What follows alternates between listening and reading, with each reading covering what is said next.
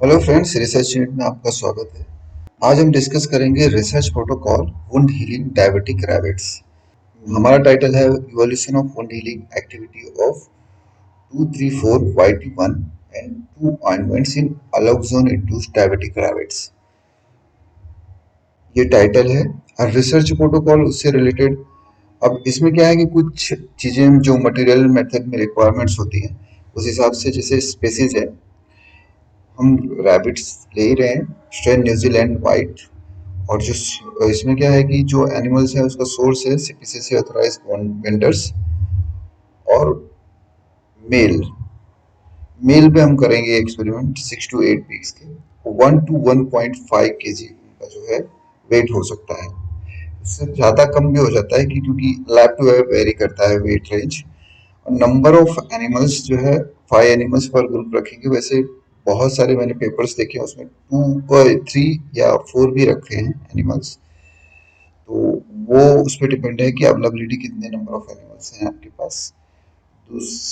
अब रेंडमाइजेशन इसमें क्या है कि एक्सपेरिमेंट जो है स्टार्टिंग में जब आप इंड्यूस करने जाएंगे ड्रग, जैसे डायबिटीज इंड्यूस करना है, तो उससे पहले आपको एनिमल्स को रेंडमाइज करना पड़ेगा, तो बॉडी वेट के हिसाब से कर सकते हैं।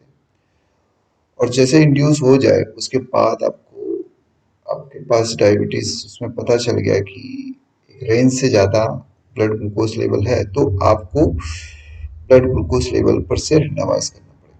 Next, identification by cage labelling. ये तो वो इंडिविजुअल एनिमल्स का जैसे लेबलिंग किया है, तो एक केज में तो मोस्टली एक ही रैबिट रखा जाता है, तो इस हिसाब से आपको लेबलिंग करना है। Next, allocation of animal groups. जैसे अब रिसर्च प्रोटोकॉल है तो उसमें ग्रुप्स, डिफरेंट डिफरेंट ग्रुप्स लेने ही पड़ेंगे। तो इसमें एक चीज ये इम्पोर्टेंट है कि कंट्रोल ग्रुप हमारा जो रहेगा नॉन नॉन डायबिटिक वुंड होगा। इसमें हम लोग विदाउट ऐसा भी एनिमल्स, अगर ग्रुप आपके पास नंबर ऑफ एनिमल्स की अवेलेबिलिटी है तो एक नॉर्मल कंट्रोल ग्रुप भी ले सकते हैं, और ये डिसीज कंट्रोल हो मान लिया जाएगा। फिर डिसीज कंट्रोल फिर नॉन डायबिटिक है और उसमें वुंड रहेगा, तो ऐसा भी कर सकते हैं। बट हम यहाँ पर सिलेक्शन ये नहीं है क्योंकि वेस्टेज ऑफ एनिमल्स ज़्यादा लगता है उसमें, जैसे नॉर्मल कंट्रोल ग्रुप ले रहे हैं। अब नॉर्मल कंट्रोल के हिसाब से अगर ले रहे हैं तो, पर वैसे ये ज़्यादा इजी है क्योंकि इसमें एनिमल वेलफेयर कंसर्न आ जाता है। तो नंबर ऑफ एनिमल्स, ये कंट्रोल ग्रुप ले लें जो नॉन डायबिटिक वुंड हो। वुंड क्रिएट किया है सब में, ये इसमें एक देखने जैसा पॉइंट है। नॉर्मल कंट्रोल हमने लिया ही नहीं है क्योंकि वो एनिमल्स, अब नॉर्मल कंट्रोल किस लिए लेना है आपको? अगर आप नॉर्मल कंट्रोल ले रहे हो इसलिए क्योंकि आपको नॉर्मल स्किन चाहिए जब हिस्टोपैथोलॉजी करेंगे, और नॉर्मल स्किन, और दूसरी चीज ये है कि आपको ये चाहिए होगा कि आप हिस्टोपैथोलॉजी करेंगे, दूसरा कुछ बायोकेमिकल पैरामीटर्स करना चाहते होंगे।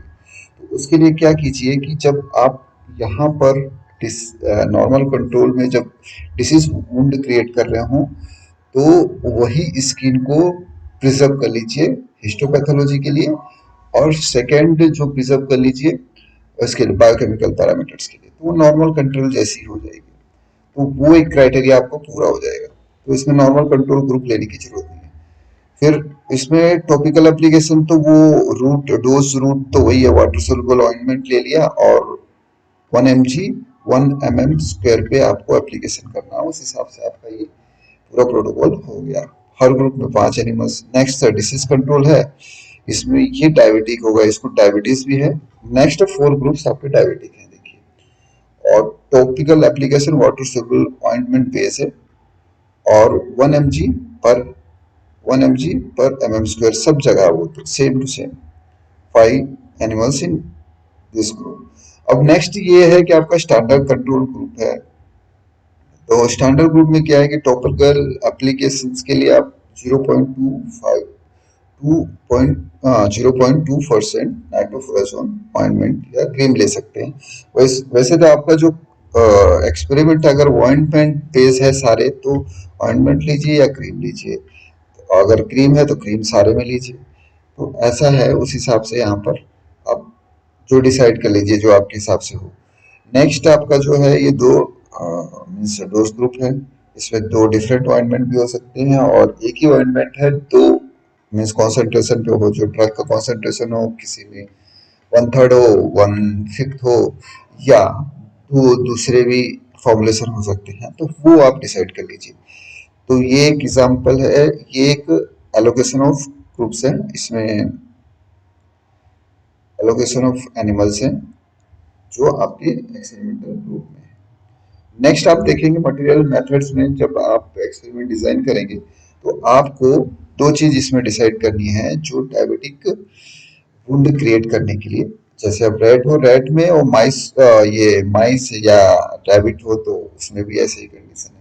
माइस में तो वैसे करते नहीं है डोर्सल एरिया, डोर्सल जो वुंड क्रिएट करने के लिए, तो हम यहाँ पर जो पूरा एक्सपेरिमेंट है वो डोर्सल वुंड क्रिएट करने के लिए पूरा ये डिजाइन किए हैं। तो नेक्स्ट ये है इंडक्शन ऑफ डायबिटीज। ये बहुत ही टिपिकल चीज है। जब आप एक्सपेरिमेंट मीन्स रैबिट में या रैट में दोनों में वुंड क्रिएट कर रहे होंगे और साथ में आपको डायबिटीज भी रखना है, तो डायबिटिक वुंड के लिए करेंगे तो पहले आपको ये फिक्स कर लेना है कि जो डायबिटीज इंडेक्शन है वो पहले कंफर्म हो जाए। यानी ये प्रोसीजर आपका बहुत टाइम ले सकता है, हो सकता है कि आपको 10 दिन लग जाए, 20 दिन लग जाए और 1 महीना भी लग सकता है, क्यों डायबिटीज जो है स्टेबलाइज नहीं होता रैबिट्स में। रैट में तो हो सकता है पर रैबिट में जब अलग जोन इंड्यूस होगा उसमें स्टेबलाइज नहीं होगा। और आपको एक चीज मैंने यहाँ पर सर्च करके मुझे ये एक्सपीरियंस हुआ है कि एस्टीजेट इंड्यूस रैबिट में डायबिटीज नहीं होता। मैंने देखा है कि एक भी पब्लिकेशन नहीं मिला। तो उसके एस्टीजेट के चक्कर में मत पड़िएगा डायबिटीज के केसेस में। तो यहाँ पर हमने क्या किया है, हर ग्रुप में 5-5 एनिमल्स ले लिया है, सिलेक्ट कर लिया है डायबिटीज इंडक्शन से पहले।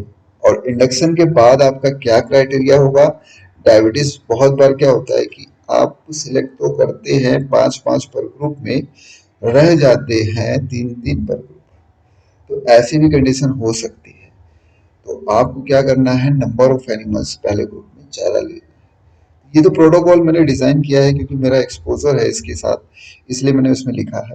पर जब आपको मैं फ्रैंकली बोल रहा हूँ कि जब ये आप एक्सपेरिमेंट करेंगे तो आपको ये ध्यान रखना है कि यहाँ पर जो 5-5 हैं ये कम होने के चांसेस बहुत ज़्यादा हैं, तो नंबर ऑफ एनिमल्स ज़्यादा ले लें या पहले से डिसाइड करके चलें कि रैबिट पे करना है कि रैट पे एक्सपेरिमेंट। नेक्स्ट आपका डायबिटीज जो है, इसमें आपको इंट्रापेरिटोनियल इंजेक्शन एलेक्सोन का देना है, alloxan monohydrate style normal saline में ओवरनाइट फास्टेड एनिमल्स में at at dose of 150 mg।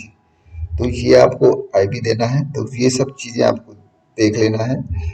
Next point ये देखना है कि ये जो 150 है ये आप देखिए आपके एनिमल्स में क्या होता है, आप देंगे उसके 24 आवर्स आपको हर एनिमल्स को ऑब्जर्व करते रहना है। और वो 1-2 घंटे तो कुछ नहीं होगा, 1-2 घंटे में तो नॉर्मल रहेगा, पर 1-2 घंटे के बाद क्या होगा कि एनिमल्स क्या है कि अचानक उनका ब्लड ग्लूकोज लेवल जो है, ब्लड ग्लूकोज है इसमें रिड्यूस हो जाता है अचानक, फिर एक साथ बहुत सारा ग्लूकोज इसमें रिलीज होता है। तो वो कंडीशन जो है आपको 3 या 4 घंटे बाद पहले तो देना है आपको। तो एनिमल्स को ऐसे तो कुछ नहीं होगा, पर आप पहले एक ब्लड ग्लूकोज लेवल तो ले ही लेना है आपको इंड्यूस करने से पहले, जो 0 टाइम का ब्लड ग्लूकोज लेवल होगा। नेक्स्ट आपको ये देखना है कि blood glucose level after induction, इसमें डीएनएस देना पड़ेगा एनिमल को, डीएनएस देना पड़ेगा। और वो भी आप आईपी भी दे सकते हैं, बहुत बार सबक्यूटेनियस भी देना पड़ेगा आपको, और आईवी भी देना पड़ेगा, वो भी ईयर के रूट से, ईयर जो वेन है वहां से देना पड़ेगा। तो ये चीजें आपको पहले से प्रिपेयर करके रखना है जब आप रैबिट में एक्सपेरिमेंट कर रहे हैं। रैट में तो आप वैसे ही देंगे, आप सिंपली आपको आईपी देना है या सबकट सबकट दे सकते हैं आप। तो ये चीजें प्रिपेयर करके रखना है, आईवी इन्फ्यूजन कर देना ही पड़ेगा डीएनएस। तो 150 4 घंटे के बाद जो है ब्लड ग्लूकोज लेवल आपको चेक करना है। अगर तो ब्लड ग्लूकोज लेवल बहुत कम है तो आपको ग्लूकोज देना है डेक्सट्रोज डीएनएस 5%, और उसको मेंटेन करना है, और 24 आवर्स तक आपको मेंटेन करना पड़ेगा। और हो सके तो आप 12 घंटे बाद उसको फिर से डीएनएस दे दीजिए, और उसको 12 घंटे बाद आपको उसके डोज को पूरा मेंटेन कर देना है। और नेक्स्ट 24 आवर्स के बाद फिर आपको सुबह शाम दोनों टाइम इसका ब्लड ग्लूकोज लेवल लेना है और उसे मेंटेन करते रहना है। ये भी याद रखिए कि बहुत सारे एनिमल्स इसमें, जैसे आप एलेक्सन देंगे तो मैक्सिमम इसमें 10 to 20% डेथ रेट होने के चांसेस है। ये एक्सपेरिमेंट का मॉडल लेने से पहले आपको ये पहले से डिसाइड करके रखना है कि एनिमल डेथ होने के चांसेस ज़्यादा है। अगर रैबिट में कर रहे हैं अलोक्सोन इंड्यूस एक्सपेरिमेंट तो उसके चांसेस ज़्यादा हैं। तो इसलिए जो एक्सपेरिमेंट कर रहे हैं उससे पहले आपको बहुत सारी चीज़ें प्रिपेयर करनी है। एक तो डीएनएस, जो डीएनएस 5% डीएनएस को आपको आईवी इन्फ्यूजेस देना है, उसकी तैयारी करके रखना है। नेक्स्ट आपको आईपीवी दे सकते हैं और सबकट भी देखते हैं, पर आप इसको आईवी इन्फ्यूजन देंगे तो एनिमल्स की कंडीशन बहुत बार क्या है कि अचानक में वो पूरी तरह से बेहोश हो जाता है या कोमा में चला जाता है। तो उस कंडीशन में आपको इसे आईवी इन्फ्यूजन ही देना पड़ेगा, वो फास्ट रिकवर करता है। तो ये कंडीशन है, ये आपको करीब करीब सारे एनिमल्स में इंड्यूस होने में 1 हफ्ते 2 हफ्ते, या बहुत बार क्या होता है कि जो ड्रग है उसमें इंड्यूस एनिमल्स है उसमें इंड्यूस भी नहीं होता। और बहुत बार कुछ भी कर लीजिए, आपका 250 mg/dl एनिमल्स का जो ब्लड ग्लूकोज लेवल है पहुंच के फिर रिकवर हो जाता है। तो ये सब फैक्टर्स आपको इसमें ध्यान रखना है जब आप रैबिट में एक्सपेरिमेंट कर रहे हैं। इसमें 3 टाइप्स के फेनोटाइप्स क्रिएट हो जाते हैं। फर्स्ट, एक जो 250 mg/dl 150 mg डोज देने के बाद अलेक्सोन में जो अटेन कर लेगा, एक तो बहुत ज़्यादा रिड्यूस हो जाएगा। बहुत ज़्यादा रिड्यूस होने के बाद उसको आपको हमेशा आईवी देते रहना पड़ेगा। और नेक्स्ट है कि आपका रिकवर हो जाएगा, आपको फिर से उसे डोज देते रहे, मीन्स इंड्यूस करना पड़ेगा 150 mg। तो ये 3 टाइप्स के फेनोटाइप्स क्रिएट हो जाएंगे डायबिटिक वुंड हीलिंग स्टडी में, रैबिट में आप अगर करेंगे तो। नेक्स्ट एनिमल, ये अब आपको ऐसा लग रहा होगा कि मैं एक्सपेरिमेंट में डरा रहा हूँ, पर ये जो फैक्ट है वो मैं आपको फैक्ट बता रहा हूँ, जो मेरे को मैंने ये एक्सपेरिमेंट कर दिया है इसलिए मुझे एक्सपोजर है इसका। तो एनिमल डायबिटिक, अब नेक्स्ट पॉइंट अपना है, diabetic animal will be allowed to free access water, petal petal diets and will be maintained at room temperature in assessment case। इसमें बहुत बार क्या होता है कि पेलेट डाइट्स जो है वो उसके सिवाय अगर आप कोबेज या कैरोट्स दें तो वो बहुत अच्छा है, साथ में देते रहेंगे तो एनिमल्स जो है इनको ये थोड़ा सा एक्टिवनेस दिखाएंगे उसके लिए। Diabetic animal will be randomized based on the blood glucose level into 5 groups and 5 animals in each। अब ये डिपेंड करता है कि आपके नंबर ऑफ एनिमल्स आपने स्टार्टिंग में कितने लिए थे और 5 हर ग्रुप के लिए बच रहे हैं कि नहीं। ये एक्सपेरिमेंट आप करेंगे तो आपको खुद ही पता चल जाएगा कि जो मैंने पॉइंट्स बोले हैं वो सही है। तो एनिमल्स बचाने के लिए वो पॉइंट्स आप याद रखिए कि आईवी इन्फ्यूजन का जो तरीका है उसे आप डेवलप कर लीजिए, सबसे बेस्ट है। नेक्स्ट है वुंड जनरेशन।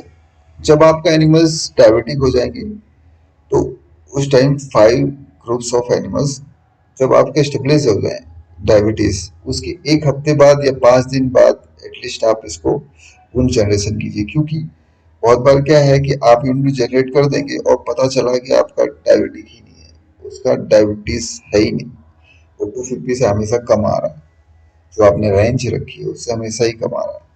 2 बार देखेंगे, थ्री टाइम्स ब्लड लेके देखेंगे सुबह शाम, तो वो कम हो जाएगा। तो वो फेनोटाइप क्रिएट्स हो जाते हैं, इसलिए आपको इसे एटलीस्ट 5 days to 7 days आपको वॉच रखना पड़ेगा।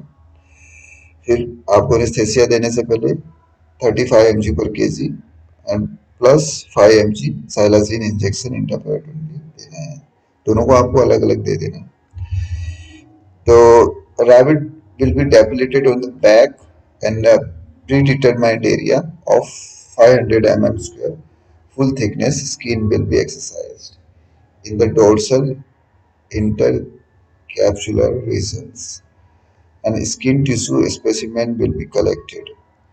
इसमें ये है कि आप उसका जो एक एरिया है वो डिसाइड करके उधर उसे आप मेजर करके, जैसे राउंड में आपको निकालना है तो राउंड में निकाल लीजिए। राउंड में निकालेंगे तो बेस्ट रहेगा, क्योंकि उसमें जब आप वन ईयर कैलिपर से मेजर करेंगे तो इजीली मेजर हो जाएगा।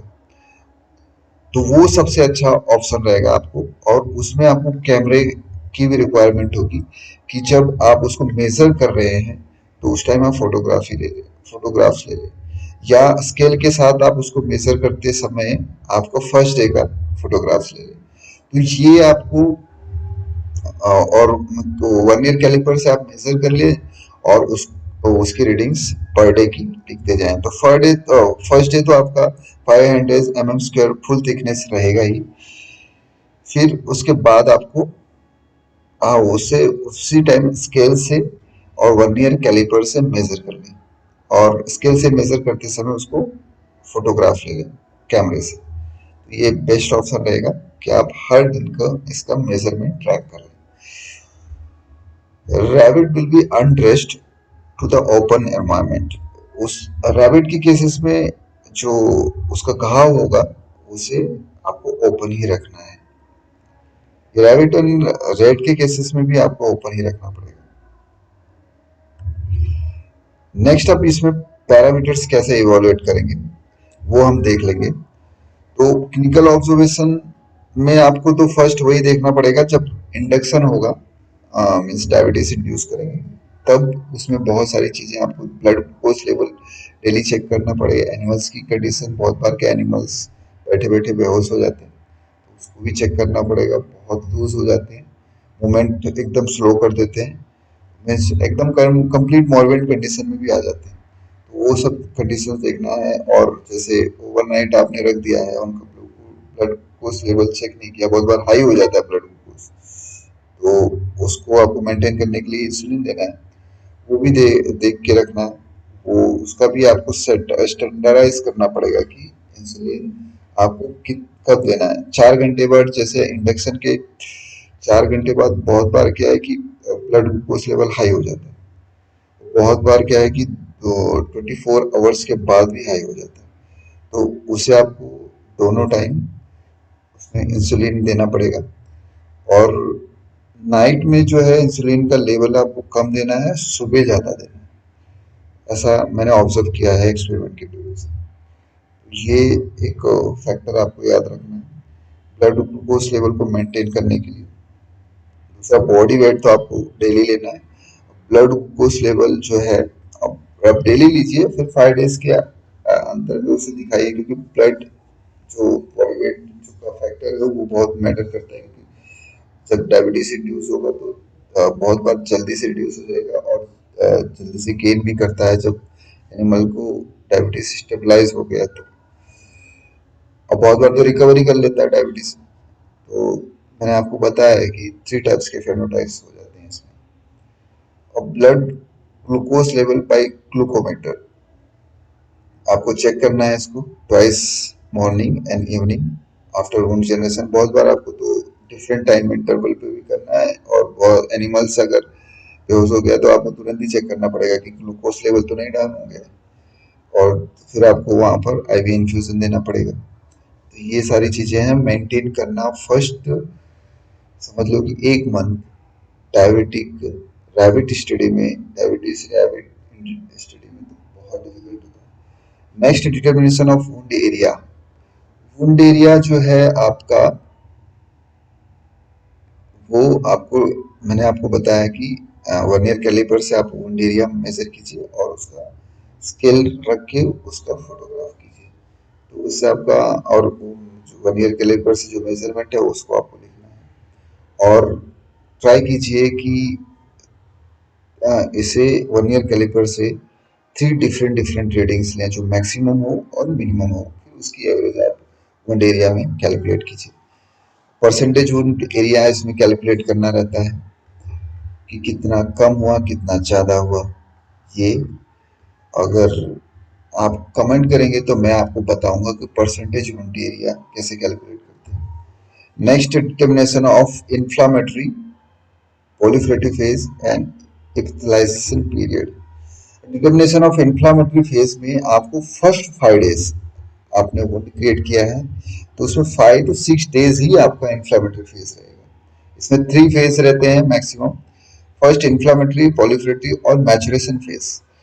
तो इन्फ्लामेटरी फेज में आपको क्या है कि 5 डेज एनिमल्स का जो गेन करेगा, इन्फ्लामेशन अचानक से बढ़ जाएगा जो आपके 100% से ऊपर जाएगा। मीन्स जो 1% ऑफ कॉन्ट्रैक्शन है उसमें आप देखेंगे डिफरेंस दिखेगा। और उसके बाद पॉलीफ्लेटिव फेज है, जो आपका वुंड का साइज है वो 500 mm² था जो यहाँ पर हमने देखा। नेक्स्ट पेज पे देख लेते हैं, यहाँ पर 100 mm² से ज्यादा हो जाएगा यहाँ पर जब वुंड एरिया इन्फ्लामेशन फेज में। तो आपको लगेगा कि आपका वुंड है वो बहुत बड़े साइज का हो गया है, और वो जब रिकवर होगा तो सारे मेंटेन हो जाएंगे 5 डेज के बाद।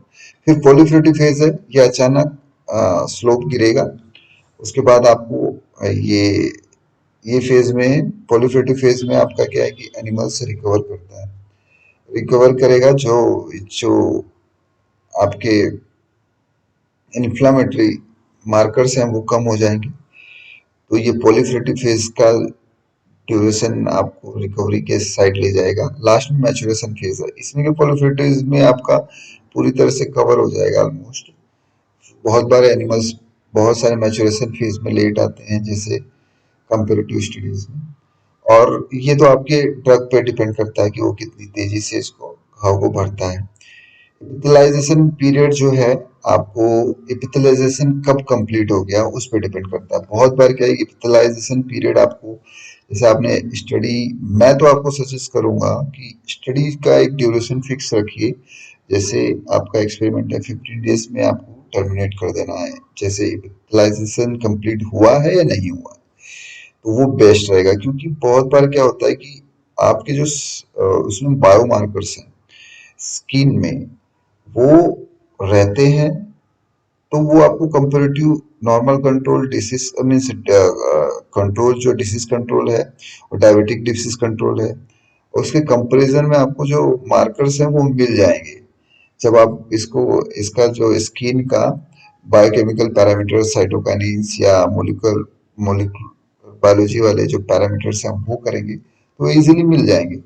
अदरवाइज जब पोलिफेटी इपिथलाइजेशन कंप्लीट हो गया उसके बाद मैचुरेशन फेज आ गया, और तब इपिथलाइजेशन पीरियड तो आप इजीली कैलकुलेट कर पाएंगे, पर दूसरे पैरामीटर्स आपके रह जाएंगे। ओजीडीटी करना है तो आप पहले एक्सपेरिमेंट से पहले भी कर लीजिए और टर्मिनेशन के डे पे कीजिए। ये इंसुलिन आप डोज दे रहे हैं तो आप ये कर सकते हैं, अदरवाइज ऐसे तो जरूरत नहीं है इसकी, क्योंकि आप इंसुलिन से ही आपको मेंटेन करना है। Next, histopathology study of normal wounded skin करना है। और इसमें क्या है कि जब आपको ये वाला पॉइंट मैं आपको नेक्स्ट उसमें स्लाइड में डिस्कशन करते हैं, हम देखेंगे कि ये वाले सारे पॉइंट्स में। अब इसमें क्या है कि नेक्स्ट में मैंने ये बोला कि हाइड्रोक्सी पैरालिन एस्टिमेशन करना है आपको, तो उसके लिए यहाँ पर मेसोन मेसोन ट्राइकोम्स जो है स्टेनिंग मेथड्स चाहिए, क्योंकि इसमें जो है कि जो टिश्यू है इसमें जो फाइब्रोसिस होता है उससे आपको हिस्टोपैथोलॉजी में एक पैरामीटर्स होता है, इसके लिए मेसोन ट्राइकोम्स जरूरी होता है। नेक्स्ट, अब हम यहाँ पर देख ही लेंगे कि हमारा जो एक्सपेरिमेंट मॉडल है उसमें ये सारी चीजें डे 30, मैंने यहाँ पर 30 का एक्सपोज लिखा है क्योंकि मेरा एक्सपोजर, मेरा एक्सपीरियंस ये बोलता है कि आपको लग जाएंगे एक एनिमल्स नॉर्मल रैबिट से डायबिटिक रैबिट को कन्वर्ट कर देगा। पर बहुत बार जल्दी भी हो जाता है, एनिमल्स की क्वालिटी पे भी डिपेंड करता है ये सारी चीज़ें। तो नेक्स्ट 0 डेज आपका नॉर्मल रैबिट है, उसमें आपने अलग जोन से, यहाँ पर अलग जोन है, अलग जोन से डायबिटीज इंड्यूस किया, ये आईपी डोज भी दे सकते हैं आप। फिर उसके बाद आपको यहाँ पर डायबिटीज क्रिएट हो गया। डायबिटीज यहाँ पर आपको इंसुलिन चेक करना है। इंसुलिन आपको इसमें इसके मसल्स में देना है और लेग के मसल्स में रैबिट के, तो वो आप बैलेंस कर सकते हैं जब आप डायबिटीज इसमें क्रिएट हो गया है, और ब्लड ब्लड ग्लूकोज लेना ही है आपको। नेक्स्ट डे 1 पे 0 डेज पे आपने इंड्यूस किया, डे 1 पे आ गया, इसमें डे 1 यानी वुंड क्रिएट करने के हिसाब से, इसे तो अभी 0 डेज पे कंडीशन यहाँ पर आपको देखना ही है, आपको 0 डे पे डायबिटीज क्रिएट हो गया है ऑलरेडी। यहाँ पर जब डायबिटिक वुंड आपने क्रिएट कर दिया है, उसके बाद आपको ये दोनों पैरामीटर्स चेक करते रहना है। नेक्स्ट जब तक आपका स्टेजेस हैं 5 डेज पे आपको बॉडी वेट और ये सारी चीज़ें डेली ऑब्जर्व करनी है, इंसुलिन रेगुलर डेली आपको चेक करने पड़ेंगे, जब तक कि आपका एक्सपेरिमेंट में वुंड 14 डेज या रिकवर हो गया। जैसे यहाँ पर रिकवर होता है दिखा रहा है प्रोलिफरेटिव फेज, यहाँ तक 5 तक तो इन्फ्लेमेटरी फेज था, अब यहाँ पर प्रोलिफरेटिव फेज है। और नेक्स्ट आपका जो है मैचुरेशन फेज के, या आप बीच में भी इसको स्टडी को टर्मिनेट कर सकते हैं, क्योंकि आपको जो बायोमार्कर्स जैसे ये सारे हैं उसे आपको ट्रैक करना है।